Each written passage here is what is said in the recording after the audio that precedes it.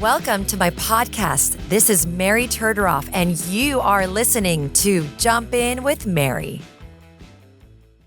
I am very excited. We are kicking off season 2 today, and we have a special guest. So special, we're doing a 2-part series. Let me introduce her. She is a very private person living in a very public forum. She's married to a rock star, but the stars really align for her in her home life. She has 3 beautiful kids, a loving husband, and 900 pets she's adopted. And although she could be prancing around in Cinderella's carriage, this woman has built multiple companies ground up and runs a very successful nonprofit business. Diana Dolmayan, welcome to the podcast. So nice to be here, Mary. Thank you for coming on. This is a super special interview because I know that you really protect your privacy, that of your kids. So we're going to dive in. And I know when you talk, you're super raw and authentic. So the fact that you're here means there's no bullshit. We're going for the jugulars. Yeah. So I want to start with your entrepreneurship because it's really part of your DNA. I can see it. I can feel it. Actually, that's how I met you through one of your businesses. And the story doesn't start from adulthood. It really goes back to when you were a kid, and there's some influence through your grandfather. Yes. Can you kind of give us a little history about like you growing up in Armenia, his influence on your life, and your famous pseudo lemonade stand? I want to hear it. Jewelry stand. Jewelry stand. Okay, I want to get to that. So growing up in Armenia, small town, Vanadzor, my grandfather owned a really large manufacturing company, and he was practically an orphan at a really young age. His father died in war, and so he had 2 younger siblings to take care of. So he, was a very, very smart man who started a business at a very young age, and had to make a name for himself because, generations of wealth was more of a natural thing there, than someone that starts from ground up. He built a very big, successful company. He had hundreds of employees. A lot of them ended up coming here, and that's another story. But, we have met them through, knowing that my grandfather helped them get here. That's beautiful. So, I remember he would always wear a suit in the morning. He would fix his hair. He had a lot of hair, and he had a very specific way how he would fix his hair. He had like a little handkerchief that he would put on his hair. That's and like old school class. Kind of, and have it like really straight back, and, ironed his suits and made his bed and every morning, and went grocery shopping for us, and went and ran, one of the most successful companies in Armenia. And, his work ethic was always so, it was as a child, you don't really know what work ethic is, right? Right. It's more so, oh my God, what is my grandfather doing? I was curious about it. So he would take us, we would watch him work. Like how old are you? Like 6, 7 at this point? 6, 7, yes. Okay. So you'd go to his factories? Yeah, we would go to his factory, and, he would be the first one there. Yeah. And I remember we would be in his office with his receptionist, and he would stand by the door, and he would just stare at his watch, because if someone came in late, he would never reprimand them, but he would make eye contact. He would look at his watch to make sure they understand he knows they were late. Wow. Silence doom. He Yes. must have had a really a big presence. Yes. He had a very big presence in the community. He had a very big presence in our lives. We traveled with him a lot. He was a very present grandfather. And he was your first entrepreneurial role model. Yeah. He was a big role model, because from a child's perspective, for a grandfather to be able to go to work every day, but then still be a grandfather. And, he would come in to our room in the morning, knock on my door and say, I'm going to the store. What would you like? And it's, 6 a.m. And then we would come home from school, and he would make us food. So he was your typical grandfather that would take you on vacations and spend time with you. But he was this just giant person in the community, very respected and very stoic person. He didn't show a lot of emotions, but he did a lot for people. He loved animals. My whole family did. This person sounds like someone I know. And You're replicating and at one him. point, we probably had 3-4 dogs at home, a few cats running around, and I remember going outside, and there were a few little boys that were surrounding this little puppy, trying to burn him. Oh my gosh. These kids are maybe 7, 8 years old. And so here I am, maybe 7, maybe 6. And I pick up a rock and I smack one of them in the head with a rock. I take the dog and I run inside. And, my grandfather had to go and talk to their family and Did he survive? Did this little boy survive? Make it better. Like, okay, she hurt him, but there was a reason, And so I remember bringing the dog, and he said, "We can't keep this dog." And I start crying, and, I'm throwing a tantrum. I'm on the floor. And he goes, "I'll find it a home." And he would say that about every animal I would bring in. So I'm really, till this day, I don't know where they went. Do you think he found them a home? I would really hope so, because the little me wants to know that that's what happened. But who knows? Who knows? He just made us happy. So it started from a very young age with, the animals, but my whole family loved them. So it was just a given. I grew up in a household where my mom was a big animal lover. My dad was a big animal lover. So we had a crazy life, a lot of people in a house, animals. So kind of resembling what I have now, but looking at it from a child's perspective is a little different. Right. Then once you're an adult and you're the one in charge. running the household. And yet you still keep adopting animals. It was fun to bring those animals in, but I was the one cleaning after them. And you still are. Now I'm the one cleaning after them, and I still love them. So, but that's where it started. And tell me about this. I know you came to the U.S. at 17. We'll talk 16, about yes. 16, which we'll get into. And, I remember discussing in America, all kids have a lemonade stand, right? Right. You have to. It's a rite of passage. Right. And you sell lemonade. Tell me your version of a lemonade stand that you hosted in Armenia. I think this is the epitome of a woman who's going to have a jewelry stand. So my mom says that, I remember setting up a stand. I remember it really well. It was a sunny day. It must have been summertime when we were off school. So I remember a lot of that, but I don't remember what I was selling. Well, you weren't selling lemonade. We know that. Not selling lemonade. So whose jewelry were you selling? My mom's, my grandma's, and... I'm guessing without their consent. Oh, absolutely, without their consent. And, I thought, this is how you make money, Right. I was saving money. And every time I had a little bit of money, I would put in a piggy bank. And, I had a little chain with the key around my neck. You mean your piggy bank key? My piggy bank key. So no one would break. Right, except... But did that work? That didn't work because my sister was there with tweezers and taking out, dollars at a time. But, my mom says I set up a jewelry stand in front of our house and sold all their family diamonds. You have gold and diamonds and, for dollars. So then my grandfather had to go and collect find them? Yes, and apologize. Yes. Oh my And give them their money back and then some, And but it was in you. That's a kid who wants to participate in commerce. Right. And I love that story because sitting here today, I know that you have built a company from nothing, Ascentia Beauty Salon, and you built it in 2019. Well, no, you started construction while you were pregnant. 2018. In 2018, you were 8 months pregnant on a construction site. I'm 8 months pregnant. We find a place and then construction site starts. I had my baby, second one. She was, a couple of days old when they broke ground.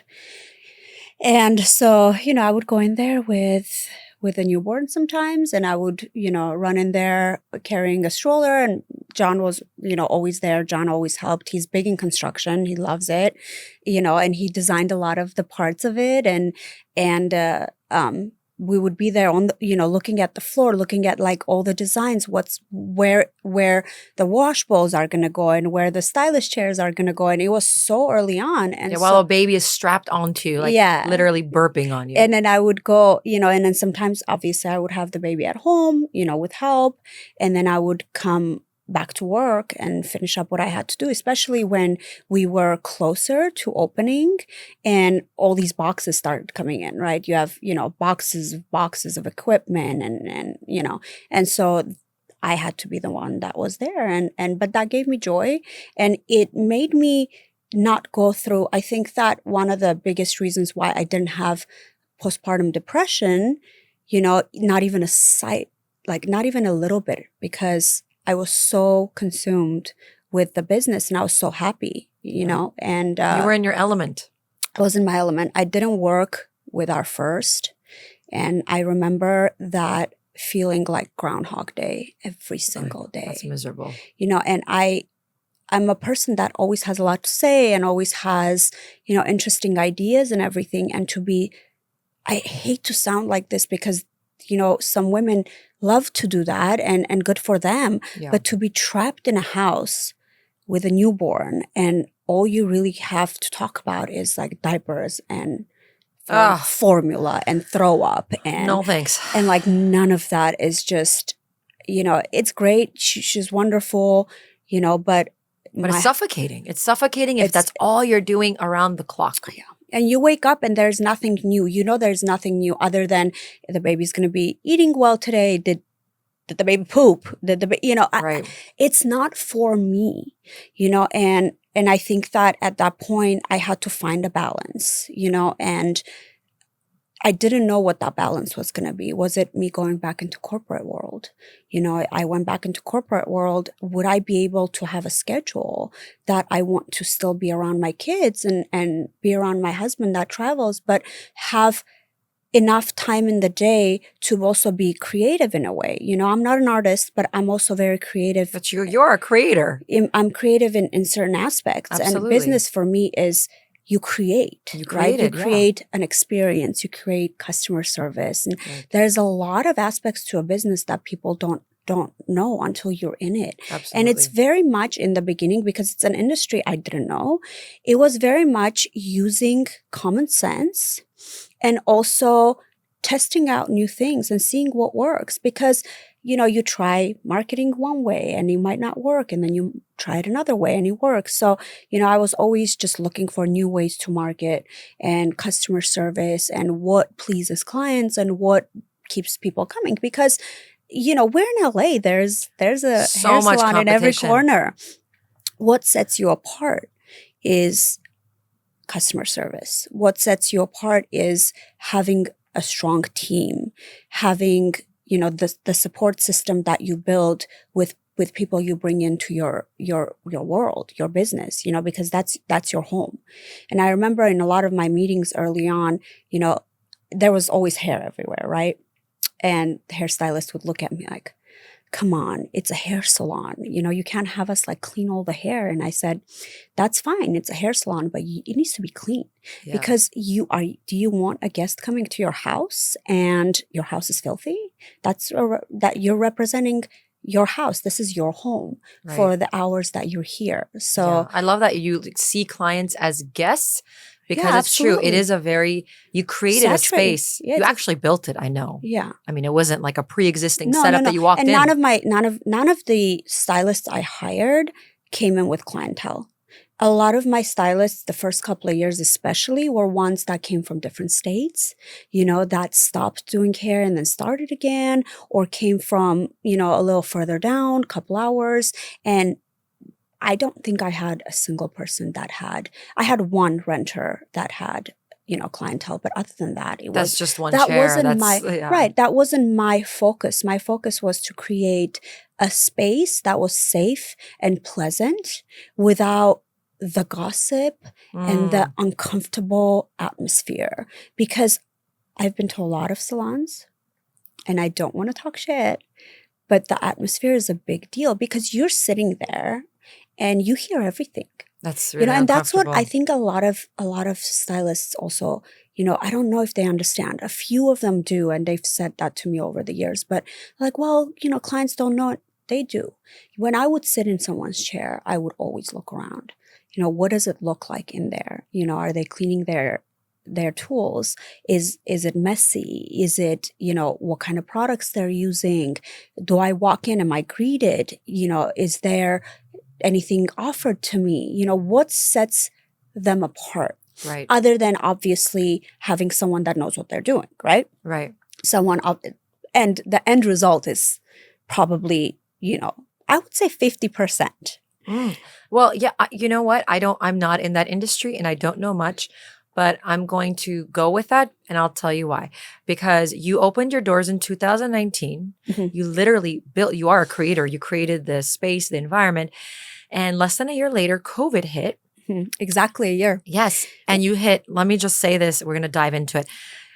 This is fact. You faced as a new business, you faced 3 shutdowns, and then the 4th shutdown was the Screen Actors Guild shutdown. Yes. But 3 COVID shutdowns. And statistically, in such a saturated business industry, there were 80% of salons 80% shut down within 18 months of the first COVID shutdown. Yeah. And you've gone more than half a decade now with this business. I mean, that's the facts. The statistics are pretty mind-blowing because the ones that had been around for decades didn't survive. Right. What do you say to that? How did that happen? I think, I didn't know the statistics. Obviously, I would hear that a lot of salons closed because I would get phone calls from different stylists. Oh, I was working at a salon not too far from you and we closed down, we're shutting down, or the owner moved, or, there was a lot of that. And then there was also, they don't want us to do anything. It's like very draconian. Yes. rules. And you couldn't, let me say, like, everybody found a way to Zoom. Right. Like even doctors. My husband was giving Zoom treatment online. Right. You're going to color my hair on Zoom. That's not going to work. And we weren't going to do outdoor anything because that is just horrible customer service. You put a client in foils outside in the heat, you're not controlling at that point how fast they're processing. And I wasn't going to compromise our reputation to do that. And so I think that a lot of the salons that, and I don't know this, I'm assuming, knowing the industry now, for the past 6 years, a lot of the salons were already on a downfall because you start up, right? You have an idea. Let's say it's a hairdresser that has been in the industry for a long time, has clientele, and opens a salon. And they think, oh, well, I'm busy, I'm just going to work and then I'm going to bring other people to also be busy. But it's a full-time job just to fill up the chairs. Yeah. It's a full-time job just to market a hair salon because there's so many. And there's some really good ones. We're in LA. There are a lot of great hairdressers in LA, And so I think that a lot of the salons that did end up closing didn't really put a lot of effort into the salon to begin with. It was a lot of the surviving instead of thriving. And then I think for us is, I remember having the conversation with my staff. It was March of 2020, March 13th, I remember, and we had until the 17th, I believe, to close. And it was a year. And these are people like you've brought on, you're starting this new environment. We were, I had. They're depending on you. They're paying their rent. 4 rooms at that point. I had 3 room renters. And I had a bunch of, I had assistants, I had 2 receptionists, I had a combination of stylists, that did different things. And so it's a whole team that's depending on you to pay their rent. And it was a great team. A great team. It was a great team. And we were, we were very happy. It was a fun time in the salon. We were, close to a year where we had gone through our grand opening and we were getting a name in the neighborhood, because the neighbors were on a residential street. Neighbors are finding us, and it was getting really good. And then, until it didn't. And then I remember I sat with my staff and I said, we're going to be back in a few weeks and we're going to kill it. Right. This is when COVID was being announced and nobody knew, right? Like, and I remember the first few weeks, we were all just very happy. We're fine. We're all doing, baking, and we were walking, and we were, this and that. Meditating. Yeah, right. We were. It was fun. It was different. When do you get a chance to just have no responsibility other than your home responsibility, right? And so, a lot of that, and then the oh shit, we're not about to open. Then the downfall started. I'm getting phone calls from stylists. Yeah. And your oh shit as an owner is double. I'll say why. Because you have invested a lot of resources in yourself and money in starting a new business. But you're also facing all these people that are looking at you and saying, how am I going to pay my rent? You are my hope. Right. That's a lot. It's to a lot. handle mentally and it's emotionally. It's a lot. Having to figure out what to do as a new business owner, it was very difficult. My husband's business was still operating because they were able to do live sales. Okay, so what is his business? Torpedo Comics. Torpedo Comics in Nevada. In Nevada, right? So Okay. they were doing live sales. Like, we can't do any of that. You can't do that. So now I'm a creator. I'm trying to find ways. What do I do? Okay, we start selling products on social media, and every time I got a little bit of like a head start, there was something that came down on my head. It was either the company that I'm selling that I have the inventory in my business. The company, well, you can't sell on Instagram. Oh my God. You have to sell through our link and this and that. And I'm like, well, I have the inventory. I don't want to have to buy, or I want to sell what I have because I don't know when we're going to open. Right. And so it was a lot of that. And a lot of hard walls. And then a lot of these I know everyone was trying to survive, but a lot of these brands were doing ridiculous sales. And these sales, I remember talking to a representative from one of the brands that was one of my main brands. And I said, I understand the need to give a big discount because you're also struggling, right? I said, but you do realize that what you're offering to clients is less than my rate that I purchased the product. So my wholesale, you're selling lower than below wholesale. Yeah. I can't compete with that. No, you can't. So, and we were already doing sales, right? And you were even delivering to clients' homes. Like, you I really was driving tried around. everything. We did. And everyone was out for themselves. And then you start getting phone calls from stylists. I'm moving back. I'm moving back to my hometown. I can't do this anymore, And so I lost a lot of good people around that time. But you didn't lose hope. That's what surprises, amazes, impresses me, all of the above. I mean, Diana, all the odds were against you. I can say this. Yeah. And you agree, right? Yeah. I remember when and then you had naysayers. Then you had the haters and the crowds. But whatever. But that's fuel. That's always there. It's fine. It's always there. But I remember one of the final things was my landlord had he had given me leeway with the security deposit, so that for 1 month, and then he was like, well, you have to pay it back the minute you guys open. And I go, I can't. How am I going to do that? And I remember, that was when we opened, that was one of the first things on my mind. Like, how am I going to pay this back? The business doesn't have any savings. We just started. And the business isn't making money. Right. And, I have loans and I have all this. So yeah, it was an interesting time. But let me tell you, that first year after COVID was probably our best year. You mean when COVID had subsided? And when they allowed us to open. Yeah. At that point, no one knew what was going on. For sure. And so we opened. You guys hit it hard. Like, you went in Everyone full force. was ready. I feel like everyone was ready, from the stylists to the clients. Everyone was like, let's go. Yeah. And so, yes, we hit some, bumps in the road because there were a lot of people that were unsure. It was a new environment, like masks and the heat. It was in the middle of summer. So there was a lot, people were worried of getting sick because we were thinking one person gets sick, then, we're 13, 14 people in a salon, and then that goes around, I have to shut down again. Right. So we were very worried. We're very cautious, but we I remember telling my staff, do not make this about COVID. When your clients are sitting in your chair, do not make this about COVID. They have heard enough. They've heard enough of it from social media, from, everywhere around them. Everyone's like fear-mongering. They're here because they want to enjoy themselves. Let them. I love it. And it's an escape. Let them. Don't talk about it unless they want to. Don't scare them in any way. Whatever they're comfortable with, do that. Yeah. And I think that we successfully did that, and clients felt like it was an escape from the outside world. And I think that's the whole concept of the beauty industry, should be an escape from the outside world. It shouldn't be difficult. It shouldn't be dramatic, Yeah. And so COVID did not bring us down. No, it didn't bring you down.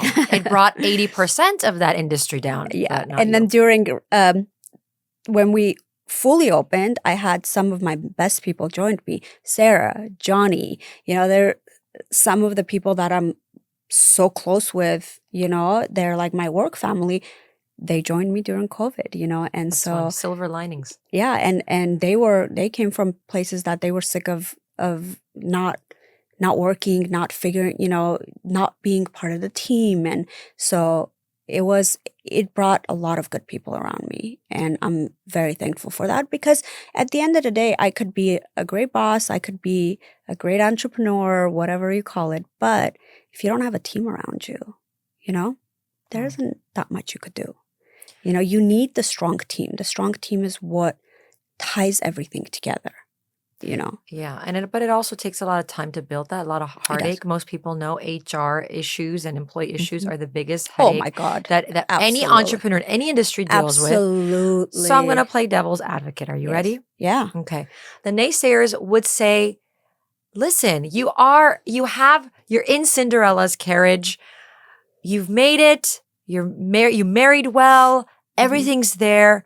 Why are you doing this? Why are you going through all these problems? And, like the rent was an issue. The guy wouldn't even give you more than a month. Oh, that For was COVID. the least He of gave my you worries. a 1 month. I had other issues in the salon, and I'm still going through them, So why? I say, Diana, why? Sit and drink your pina colada.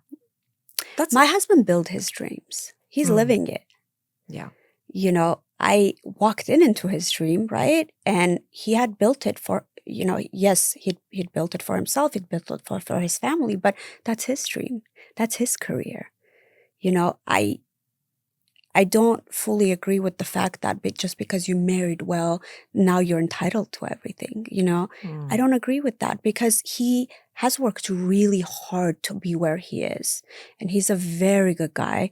And, I could sit home. I could, I have to be honest. I could sit home but that's not me. That's not what I think that everyone has a path in life.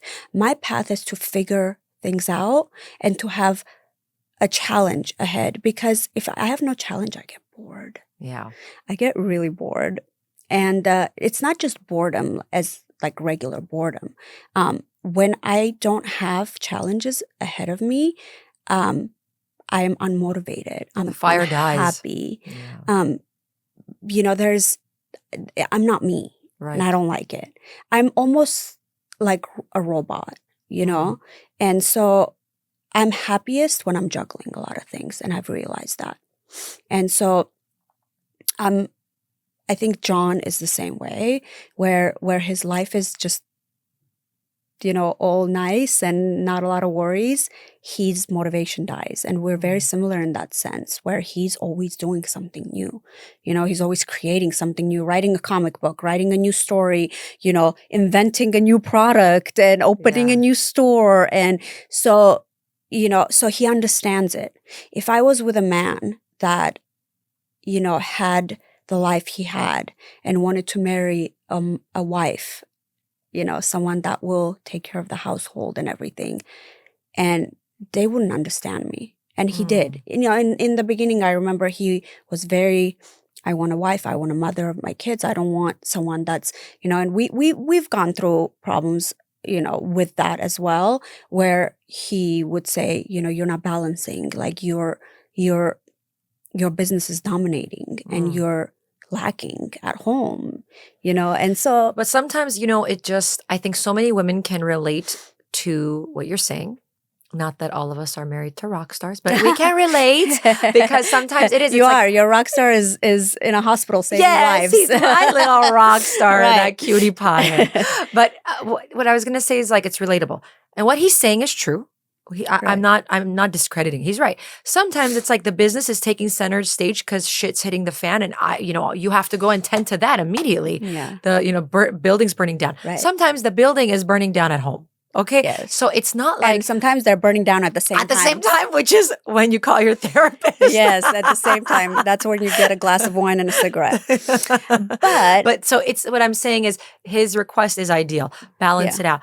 Is there really such a thing? I don't know. I think it's a juggling act. No. What do you think? No, we're not perfect. We can't juggle everything perfectly. Something is going to suffer at the end of the day, and you have to just see what's more important at that point. Because if something at home is falling apart, but it's not a priority because it can wait, or if at work is something's falling apart and it can wait, I think that that's the only way you find balance. Because at the end of the day, you have to complete these tasks, whether it's at home. My husband would look at his emails and go, I'm not answering another email from school. I'm blocking the school emails because school, your kids' school, right? Because they send so many emails, right. And your kids are. I just want to say, your kids are young. They're all under 9. Yeah. Okay. So 9, almost 6, and a 9-month-old. Okay, so he's not accepting any of the school's emails. No, he's not. But lucky him. He's not accepting any of the school emails. But he's very hands-on. He does drop-offs and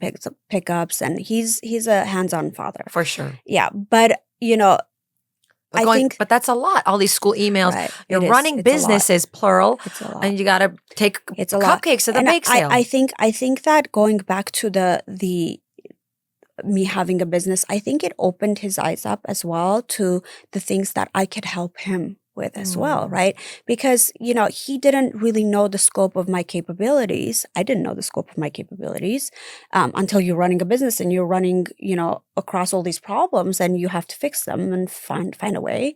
And I think that also made him understand that there are things I could help you with outside of the house. There are things that I can advise you. And I think that now we have a type of relationship where he asks my advice for almost everything, That feels good, right? Yeah. To have. Yeah. And whether it's his creative side or whether it's business or especially business and employees and everything else. But I think that, he developed a different type of respect for me because he's built it. He's done it. He's done the hard work, right?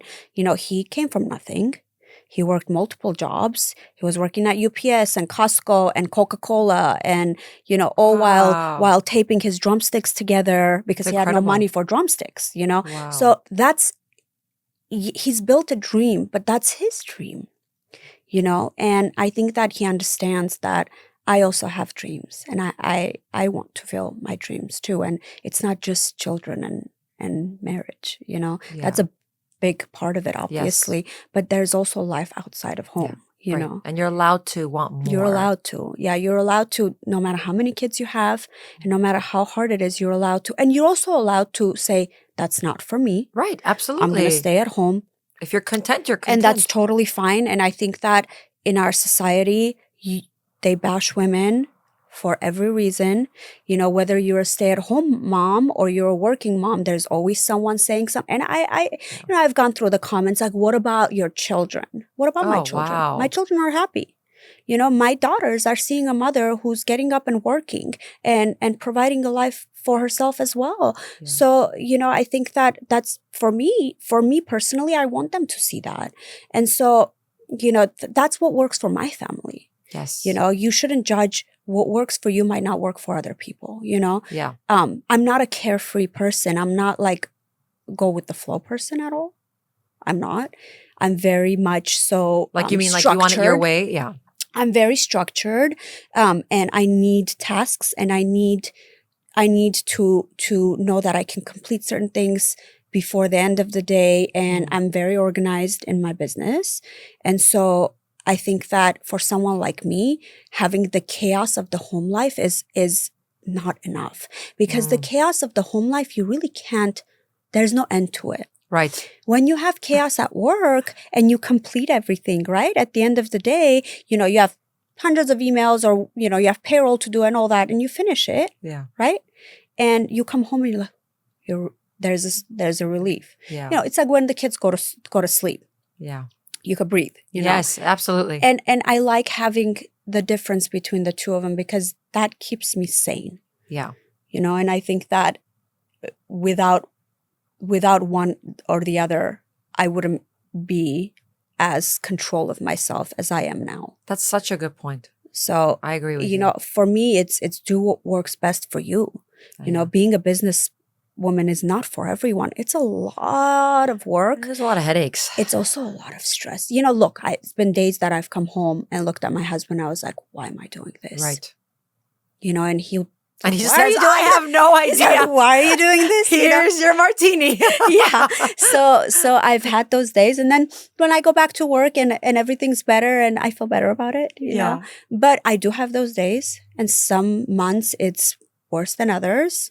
But to me, it's worth it. I think that you have to understand, is it worth it to you at the end of the day, the stress, because you have to have someone taking care of your household as well. So when I'm at work, I have people at home, that take care of the kids. So either way, you have to, it's one or the other, right? Or both. So for me, it's a balance that works for me and works for my family, and if you want to stay home, you stay home. But you have to be happy, because if you're not happy, you cannot see happy children, because our happiness reflects into our children. They see that, if they're seeing a miserable mother who can't even get themselves out of their pajamas every day and they're dreading, the days because you're cooking, cleaning.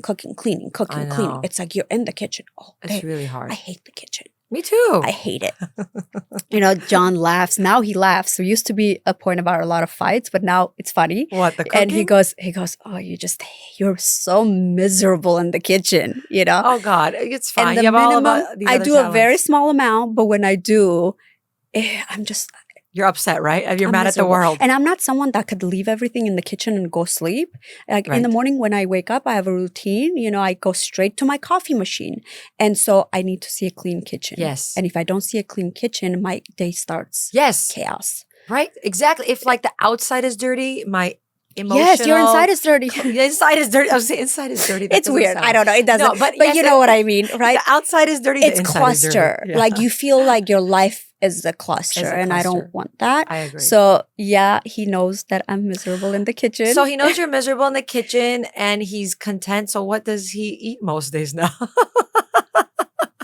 That's another fight we're always having. That's for the next season. We're going to have him definitely for the next answer season. These questions. A lot of Postmates. His other wife, the Postmates. The Postmates. Yeah. Well, you know what? That's awesome that he meets you where you're at. I know it's a journey. I had my own journey where my husband was like at some point, hey, I'd really love if you stayed home and took care of the kids. It'd be really great. I'll do everything for you, which is very sweet offer to make. Very, yes. But like you said, it's you can have gratitude for it, but you're allowed to not want it. You're allowed to not want something, even if it's a very appealing offer. Right. Even if it's like, oh, well, all these other women would have loved this offer. Right. Well, that's fine. Right. But I'm not feeling like I resonate with it. Right. And that's okay. And I understand that. And that's the big part of where now he understands that, I'm not like a lot of women because I don't like certain things. Like I'm the saver in the family. He is the one that always tries to buy nicer things for me. And I'm like, I don't want it. I liked my old car. I liked this. And, and he's like, I don't understand. Can't you just take a gift? Seriously. I didn't know this about you. What is going on? You can ask John. We'll go into a store and I have to think twice before I buy something, and I have buyer's remorse. Wow. But that comes from who you were also like as a child. And I know you had mentioned money doesn't buy happiness. Money does not buy happiness. Right. No, that's true. It helps. It helps. But it doesn't buy happiness. It's good to feel like you can gift yourself or you deserve good things. Yeah. I think we do deserve good things. Yeah. And sometimes that's the problem. We feel like, I realize at some point, we're not in the receptive mode. Like we get something really nice and we feel even if it's unspoken, guilty. Like, You do. You do feel I guilty deserve because the it? world is in such a bad place. Yeah. And I think that a lot of that the guilt comes from, what could I have done with this? And for me, that's a lot of that, and I'll tell him, I want to return this and I want to, let's say, donate it to like this organization. And he goes, we'll do both. Wow. We'll do both, because he understands, like he's always the one pushing. He goes, you deserve it. You deserve not, like, don't think of it that way. He Mm. goes, we worked really hard for where we are. It wasn't handed, and, but you always think like, what could you have done with this money? And maybe it's not the right way of thinking, but Well, you have a really bigger, you have a bird's eye view of the parade because you've been on ground zero at Armenia a lot with the nonprofit, which I want to yes, talk about that. Like, you're there a lot. Like, I know I visited once, but you were really there. So you see more, you feel more.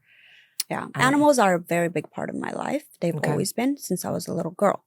Right. That story is very telling. And there's a lot of those stories. There's a lot of, I didn't eat meat. I would, pet like a sheep, and then it would be hanging Ugh. upside down, and I would cry, and and there was a lot of that. I was always that little girl on the street petting the street dogs and feeding them, walking with them, and so that's the purpose that fulfills me. Like that's something that fulfills me, is helping them. There's a lot of nonprofit organizations right now in Armenia, but back then there weren't. You find an animal hurt on the street, there isn't a vet nearby. You just watch it die.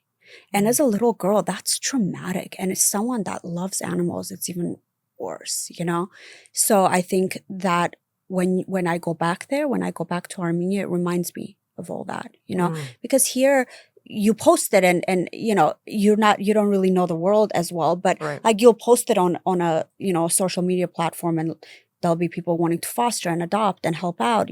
We're fortunate to be in a country where there's a lot of nonprofits, there's a lot of help for animals and for but that's not the case in most countries, and Armenia is one of them, of course. And during the war, educate me, because I don't own animals and I don't know much about that world. During the war in Armenia, there were, I'm guessing, the strays like amplified. There was a lot more, right? Well, they're everywhere. So in some cities, in Yerevan, in the capital, a lot of them are tagged, and they've been given their vaccines, and they've been sterilized, right? The strays. Yes. So they tag them. A lot of these nonprofits do that, and they're okay. wonderful. And so, but you step foot outside of the capital, and I mean, there's like puppies rotting on the streets. The stuff you see is, I don't want to bring down the mood, but every time I went back, I always thought, I got to come back with a bigger purpose. Like, there's got to be something you have to be able to do something about this. And I would ask the owner of Dingo Shelter, which is one of the first shelters in Armenia. That's where my Lola is from. She's incredible. She's a big animal activist. And I would ask her, what do we do with these puppies? And she goes, nothing. You can't take them into the shelters. She owns a shelter that houses, I believe, 300 to 400 dogs. And they look very happy. I've been in there. And you said they don't look happy? They look very happy. Oh, they do? She has volunteers taking care of them. And, for the conditions they're in, most of them are outside their little kennels and stuff, but they're happier than being on the street. And so I asked her, I said, what do we do about these puppies there? And she goes, there's nothing. You can't bring them into the shelters because parvo's really bad over there. Parvo is a puppy disease that kills puppies. And if it's spread, they vaccinate them, but they can't vaccinate them until I think it's 6 months is when they start vaccinating. And I mean, it costs money. Who's paying for that? Like, right. I mean, the country. No one's paying. Yeah. It's these nonprofits that are collecting, and they're paying for it.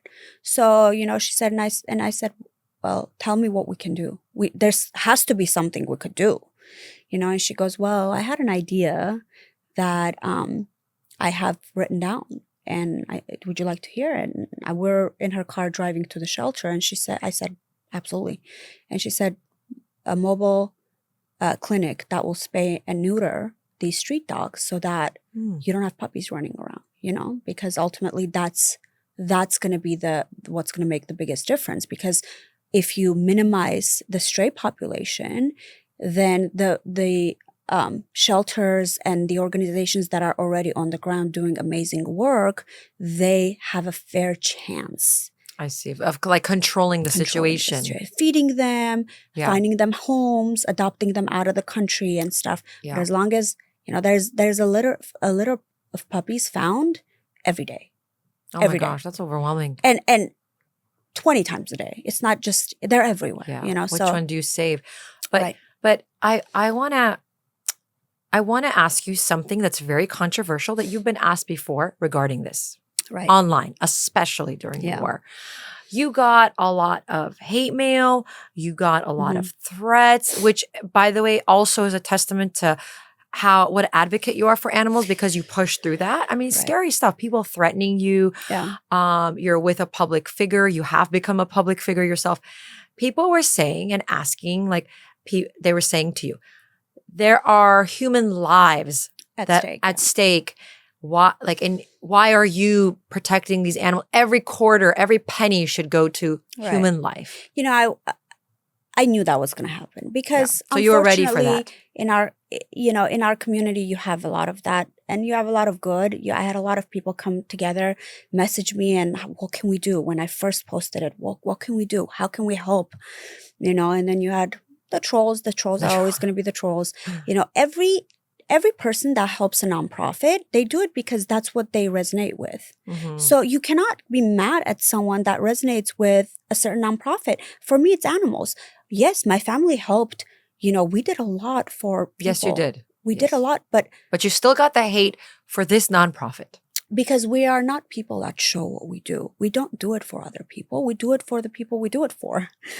So when I was posting that we're going to do a fundraiser, and there was a lot of why would you do this? So the backstory of that is when Artsakh, the war was lost and Artsakh was occupied by the Azeris, there were stray animals left behind. It wasn't just strays. There were a lot of people fled their homes and they left their dogs, their loyal companion waiting for them in their home. So we were trying to find, the organizations there were trying to find a way to bring them. One specific one, he's incredible, and he was posting how he has a way to go over there and bring about 100 dogs. And it's on my page, the video that he actually went in and got them out. And he goes, we need funds. We need volunteers. We need cars, fuel, we need crates, we need temporary housing for them. We need a lot. That's a lot. Right. Sounds like and it had to happen overnight. We had an end game. So when they occupied, we couldn't go back in there, right? So I had to think fast. I mean, I was in my jewelry drawer pulling out jewelry to auction it, and I had friends that called, I could give you this, and the band was a big help, my brother-in-law, Serge, gave me stuff to auction, and that's lovely. So we came together, and the hate started pouring in, and it's like, who do you think you are? You're collecting money to save animals, and most of the time I either block, I ignore, or sometimes I'll be in one of my moods, and sometimes it's entertaining. And as entertaining as it is, it's also very dark on you after the fact. Even if you said what you had to say and got it off your chest, it's still unnecessary. Right. The energy is there. It's just there, and you can't get rid of it. And you go to sleep with it. Right. And I remember going to sleep with it. And I remember saying, you help who you can, and I help who I can. Yeah. Don't knock me down because this is what I want to do. Yeah. Not in those nice words. There was some profanity, right, which is allowed on this podcast. I don't cuss a lot, but I am a very straightforward person. I'm not scared to say what I have to say. Yeah, that's what I love about you. I'm not worried about being judged, because you get judged anyway. Yeah. You do nothing, you're judged. You do a lot, you're judged. Doesn't matter. That's absolutely true, which is why you said something very profound to me when I said, listen, I don't have animals. What's the connection that's so powerful with the animals? You said, because it's safe. They love you unconditionally. Right.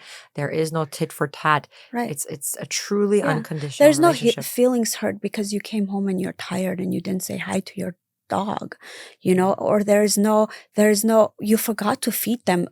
An hour later, sometimes I look God forbid you forget to feed your children or your husband, let me tell you. I look at my dog's bowl sometimes, I'm like, shit, when was the last time I put water? it happens. Of course, of I course. have a busy You have a household. new baby at You home. know, and my mom's great at guilt tripping me because she's very good with the animals. the So she'll animals. come home and she's like, the dog's fed. well, I'm like, they look happy. They're fine. you know, so, but they don't, my dog, the minute I give her water, she drinks it and she's back to being happy. And she like and to runs to me yeah, and you know, that's not the same. If I forgot to give someone's paycheck, you think they're going to smile at me? Hell no. Hell no. Oh my You gosh. know? Diana, you are so fierce in the business world. I love like how it ties in with who you were as a child. Yeah. In both respects, with building your company, the Ascentia Beauty Salon, Torpedo Comic, working with your husband as like a co-partner, a companion, and still finding time to funnel some energy into a passion with your You have to always find time for your passions. Yeah. Always. Because and you of all people can't have the excuse of, I just had a baby. Right. I just had my third kid. Yeah. But no, you're still like, you hit the ground running. So it's a lot. And we're going to take a little break. When we come back for part 2, we might need a break for this because we're going to hit the ground running with marriage, love, friendships, and being a public figure. So we will be back. Please come on for part 2 and we will see you then. Dear listeners, if you like what you heard, you can subscribe on YouTube, Spotify, and Apple, and follow me on my journey on Instagram and YouTube. Until next time.